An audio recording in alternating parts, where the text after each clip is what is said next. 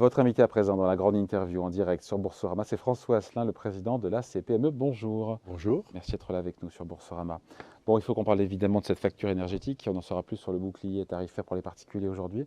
Tiens, vous avez le sentiment que le gouvernement fait beaucoup pour les particuliers et pas assez pour aider les PME justement avec cette facture énergétique? Alors, ce qu'il faut savoir, c'est que si les particuliers bénéficient d'un bouclier tarifaire, et visiblement cet après-midi, Elisabeth Borne va annoncer de nouvelles mesures pour l'année prochaine, les entreprises n'ont pas de bouclier tarifaire, en tout cas pour la majorité d'entre elles. Vous le regrettez?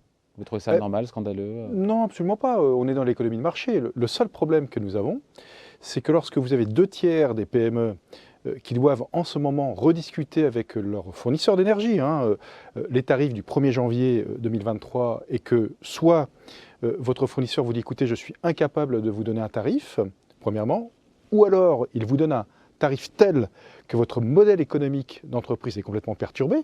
On a des exemples de PME où la facture énergétique est multipliée par 10, par 15, par 20. Ça reste sporadique comme cas de figure Absolument où il y a pas. beaucoup de PME? Mais il y a beaucoup de PME parce que nous avons fait au sein de la CPME une grande enquête pour savoir celles qui étaient impactées. Et il se trouve que on a à peu près aujourd'hui 180 000 entreprises dans notre pays qui, au 1er janvier 2023, risquent d'avoir une impasse par rapport à leur facture énergétique. Non, mais qui remet en cause la viabilité. Bien sûr. Donc, Avec un risque de dépôt de bilan. Je ne veux pas noircir le truc. un risque d'arrêt de la production, parce que lorsque vous êtes une entreprise qui a par exemple 1 000 € par mois d'électricité et à qui on dit écoutez, au 1er janvier, ça sera 19 500 €. Wow. Écoutez, son modèle économique ne tient pas. Et ça, c'est un exemple parmi tant d'autres. Tous les jours, nous avons des remontées du réseau CPME avec des exemples très concrets. Donc, il y a une grande anxiété. J'ai évoqué ce sujet avec la Première ministre, avec Bruno Le Maire, bien évidemment, avec Agnès Pannier-Runacher. Qu'est-ce qu'ils vous répondent? Eh bien, ce que nous demandons à la CPME, c'est finalement ce qu'avait demandé Bruno Le Maire en septembre 2021, donc il y a pratiquement un an jour pour jour, auprès de la Commission européenne de revoir le mécanisme de l'élaboration du prix de l'énergie et de l'électricité en particulier. C'est en cours, ça. Alors ça, c'est en cours. Donc nous espérons que la Commission européenne et tous les pays membres, parce que là, il faut une décision à l'unanimité, atterrissent sur un prix qui soit régulé, où un plafond d'énergie soit, entre guillemets, établi pour l'ensemble des opérateurs économiques et donc des entreprises en particulier, parce que sinon, effectivement, nous sommes face à un risque systémique. Voilà, il faut dire les choses telles qu'elles sont. Je pense que le bon sens va l'emporter, je l'espère en tout cas, parce qu'il faut un accord. S'il n'y a pas d'accord européen pour réformer le marché électricité et surtout son prix, il y a un risque cet hiver que beaucoup de PME arrêtent de produire, suspendent, encore une fois, leur activité, la réduisent, l'arrêtent, avec toutes les conséquences sociales que ça peut avoir derrière. Bien évidemment, quand bien même c'est pour ça que je vous dis, on est face potentiellement à un risque systémique. Ça ne va pas concerner simplement les entreprises qui sont très dépendantes et très consommatrices d'électricité ou de gaz. On imagine, c'est la chimie, enfin je sais pas. Non, pas que. Non, mais pas que. Quelles sont justement. Alors d'abord, celles qui consomment beaucoup, effectivement, vous avez l'industrie en général, vous avez la chimie, vous avez l'industrie agroalimentaire, qui est très dépendante de l'énergie, que ce soit le gaz ou l'électricité. Et puis vous avez plein d'activités industrielles, des fonderies. Là, on a par exemple une entreprise de découpe de lapins dans le sud de la France, 140 salariés, qui fait face de découpe de lapins, dans l'agroalimentaire, qui fait face à une évolution de sa facture d'énergie qui est multipliée par 15. Elle dit moi j'arrête. Voilà. Je ne sais pas faire, mon modèle économique est complètement perturbé. J'ai fait le calcul dans mon entreprise. Alors moi, j'ai pas encore je change de tarif au 1er janvier. Mais mon fournisseur m'a dit, écoutez, Vous êtes dans quel secteur? Moi, j'ai une entreprise de charpente-menuiserie, donc j'ai des ateliers. Et donc, mon énergéticien m'a dit, écoutez, je ne pourrai me positionner sur un tarif qu'au mois de novembre.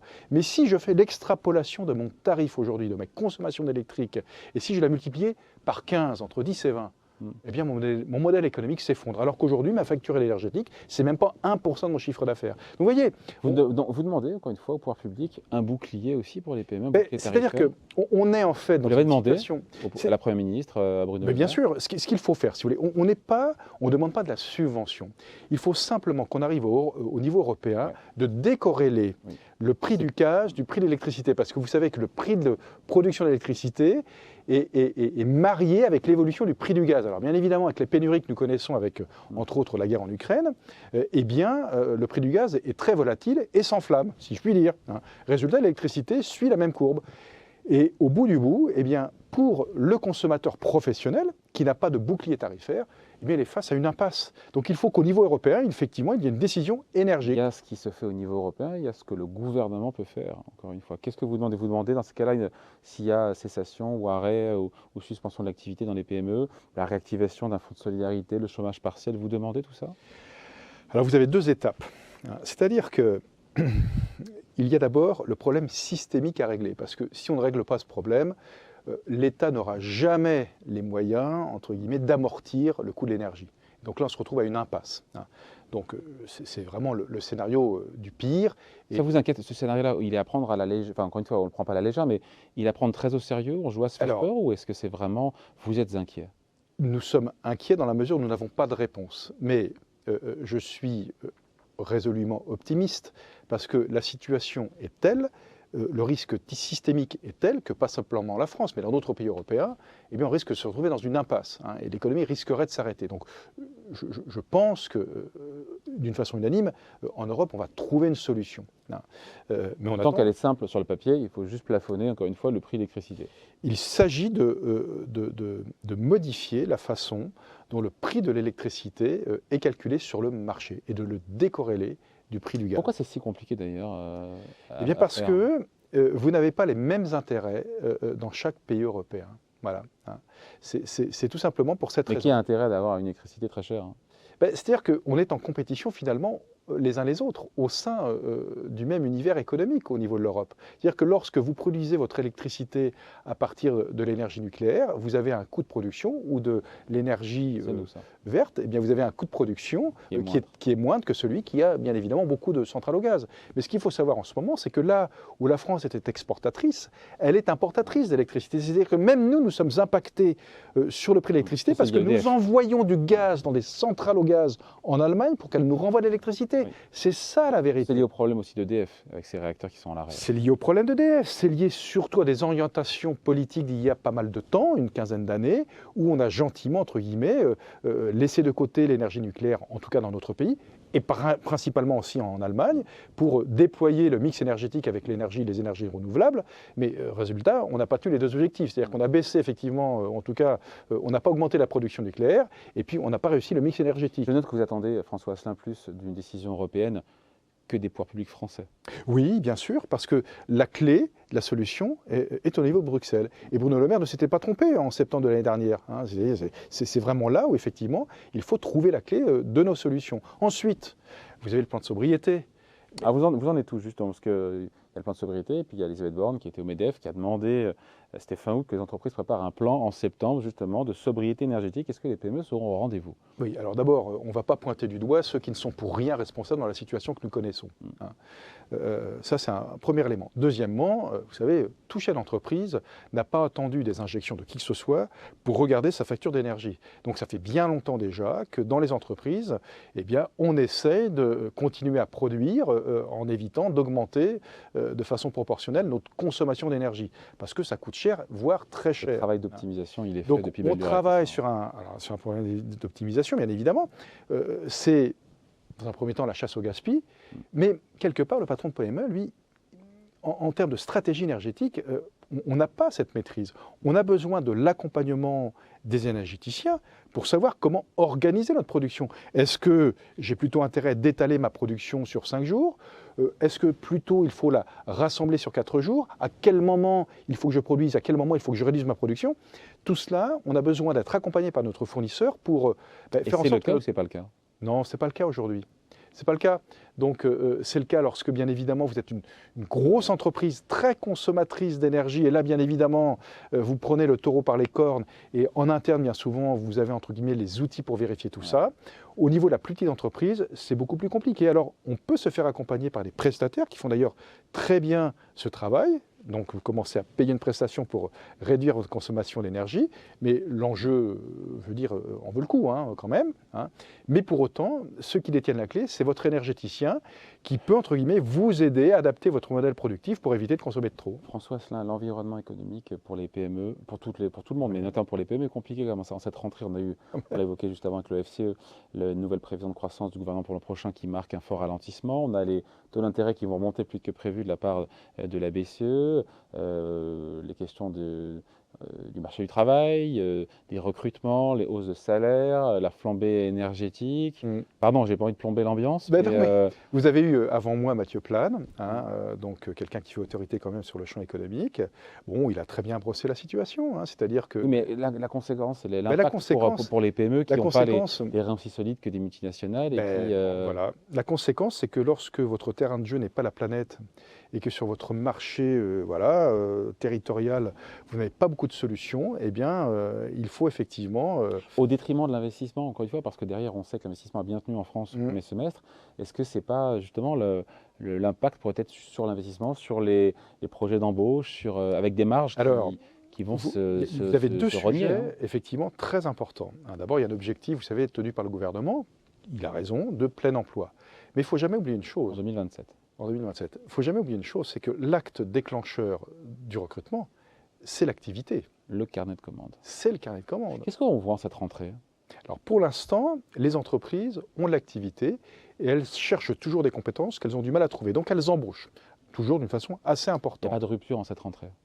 Il n'y a pas de rupture, mais on commence à voir dans certains secteurs des baisses de renouvellement de carnet de commandes. C'est le cas par exemple dans tout ce qui touche la construction. En amont, l'industrie du bâtiment commence à avoir, entre guillemets, ces carnets de commandes s'effriter sans avoir un taux de renouvellement. Tout simplement. La demande est là. Parce que, pas tout à fait. La demande de logement. Ça veut dire que la demande de logement est là, mais entre la demande et le fait que les logements se construisent, c'est autre chose. Et pourquoi est-ce que les promoteurs... tout simplement, d'abord, vous avez l'inflation qui fait que le coût de la construction, bien évidemment, suit le mouvement de l'inflation. Ouais. Deuxièmement, vous avez le crédit avec le taux d'usure qui se resserre, si bien que le particulier a plus de mal à accéder à la propriété, donc vous avez moins de logements qui se construisent. Vous avez la RE 2020 aussi, c'est une nouvelle norme en matière de construction qui va rentrer au 1er janvier, qui sera opérationnelle, ce qui fait que ça s'accélère au niveau des permis de construire pour la fin de l'année, mais on aura des mises en chantier moins importantes l'année prochaine. Donc tout cela fait que de toute façon, on est un petit peu sur la queue de comète de l'après-Covid. Et finalement, cette crise Covid, on ne l'a pas vraiment soldée encore. Pourquoi ? Parce que maintenant, les entreprises doivent rembourser leurs fameux prêts garantis par l'État. Ouais. Et quand bien même vous êtes à la tête d'une entreprise florissante qui a des projets d'investissement, eh bien, votre taux d'endettement parfois est tel qu'avant de pouvoir réinvestir, eh bien, vous allez d'abord rembourser votre PGE. Ouais. Après, encore une fois, on va clore ce sujet encore une fois il y a beaucoup de choses à dire. Oui. Il va manquer de temps, mais c'est vrai qu'on se dit qu'il faut peut-être aussi moderniser l'outil de production des PME, mais ça a un coût, je veux dire. C'est de l'investissement, et pour investir, il faut, entre guillemets, faire de la marge. Et voilà. Et quand on a ces marges qui sont pincées avec... avec l'inflation qui grimpe, le fait que vous n'avez pas le pouvoir d'imposer votre prix au client, quand vous êtes à la tête d'une petite entreprise, d'une PME. Donc résultat, vous rognez vos marges. Et là, effectivement, investir, ça devient plus compliqué. Les marges, justement, les marges de manœuvre, pour le coup, du gouvernement, elles sont plus ténues, puisque la croissance va freiner l'année prochaine. Et il y a cet objectif de tenir les 5% de déficit public. Et c'est pour ça que le gouvernement, ce n'est pas officiel, mais réfléchit à étaler la baisse des impôts de production, la suppression de la cotisation, la CVAE, cotisation sur la valeur ajoutée des entreprises, qui serait donc étalée, la suppression étalée sur 2 ans. Vous le regrettez, c'est une erreur de politique économique ? On le regrette d'autant plus que dès la rentrée, rappelez-vous, la promesse avait été 8 milliards d'euros. C'est 8 milliards d'euros. La promesse avait été tenue mordicus par Bruno Le Maire et par Elisabeth Borne. Et donc aujourd'hui, au moment où le projet de loi de finances est en train de se construire, eh bien la CVAE va être étalée sur 2 ans. Alors, elle aurait été abandonnée, ça aurait été un message catastrophique. Elle aurait été reportée, ça aurait été très embêtant. Elle est étalée sur 2 ans. On va faire contre mauvaise fortune bon cœur, mais bien évidemment, c'est le résultat de quoi tout cela ? C'est le résultat que, bien évidemment, le gouvernement n'a pas les marges de manœuvre pour faire face à ces Ce sont des choix de politique économique aussi. Il y a eu ce bouclier tarifaire. Bien sûr, ça fait partie de tout cela. Mais tant que les réformes structurelles dont notre pays a vraiment besoin ne sont pas engagés, eh bien, on n'aura jamais dans notre pays les marges de manœuvre pour tenir nos promesses en matière de fiscalité. Et c'est pour ça que le président veut, manifestement, c'est ce qui se dit, tenir son calendrier sur la réforme des retraites avec une entrée en vigueur à l'été 2023. Le patron du MEDEF, Geoffroy Roux de Bézieux, soutient cette réforme. Les syndicats ils sont farouchement et unanimement d'ailleurs opposés. Il a raison de réaccélérer, le président, sur le sujet, sachant qu'il n'y a pas de majorité. Il ne faut pas abandonner ce chantier, parce que, rappelez-vous, au moment de la pandémie, ce n'était pas le moment d'entamer la réforme des retraites. Donc on a levé le crayon. Avant les présidentielles, on a dit « Ah, avant les présidentielles, c'est une réforme qu'on ne peut pas engager. C'est une réforme d'après-présidentielle. Les présidentielles ont eu lieu, les législatives ont eu lieu, et on va se dire encore, c'est pas le moment. Il y a un moment, il faut agir. Il y a eu le rapport du Conseil d'orientation des retraites qui a été publié officiellement hier. Qu'est-ce qu'il dit ce rapport? C'est que cette année 2022, on sera positif, on aura même du boni, hein, et puis qu'à partir de 2023, on va commencer, entre guillemets, à cranter des déficits sur le régime des retraites. Hein. Ce qu'il ne dit pas, ce rapport, c'est qu'il se tient simplement aux retraites du secteur marchand, du secteur privé. Il oublie de dire que toute la fonction publique, les fonctionnaires, ils ont droit aussi à avoir une retraite. Tous les ans, l'État français fait un chèque, une subvention de 17 milliards d'euros d'équilibre pour faire en sorte que les fonctionnaires aient leur retraite et que toutes les entreprises publiques abondent aussi sur un autre chèque, et au total, c'est 33 milliards d'euros d'argent public qui viennent alimenter les caisses de retraite des salariés, enfin des fonctionnaires et assimilés, sans quoi, eh bien, ils n'auraient pas de retraite. Donc, et votre message, c'est quoi alors? Eh bien, le message, c'est que si on ne réforme pas notre système de retraite, premièrement, effectivement, nous sommes dans une impasse financière à court et moyen terme et encore plus à long terme. Deuxièmement, c'est un levier extraordinaire pour faire en sorte qu'en France, on travaille collectivement un peu plus longtemps. Pourquoi? Parce que c'est le travail qui crée de la croissance et de la richesse. Et pour tout simplement continuer à tenir la promesse sur notre système social, et entre autres sur les retraites, eh bien, il faut effectivement avoir le courage individuel et collectif de réformer les retraites. Il n'y a absolument aucune urgence à s'attaquer aux retraites au moment où précisément les Français sont confrontés à des difficultés de pouvoir d'achat qui sont majeures, nous dit Marine Le Pen. C'est vrai que oui, à court terme, ça, qu'il y a peut-être d'autres chats à fouetter. Et même Geoffroy Roux de Bézieux, qui a un peu évolué dans son discours, qui fin août disait c'est pas l'urgence la réforme des retraites, et maintenant il nous dit oui, concertation à l'automne, moi je suis favorable. Oui, pour moi c'est une faute. Est-ce que vous croyez que c'est au patronat de dire qu'il est urgent d'attendre? On va quand même pas procrastiner, là où on reproche entre guillemets à l'agent politique depuis des années de ne pas avoir entamé les réformes structurelles dont le pays a besoin. Donc il faut s'y mettre.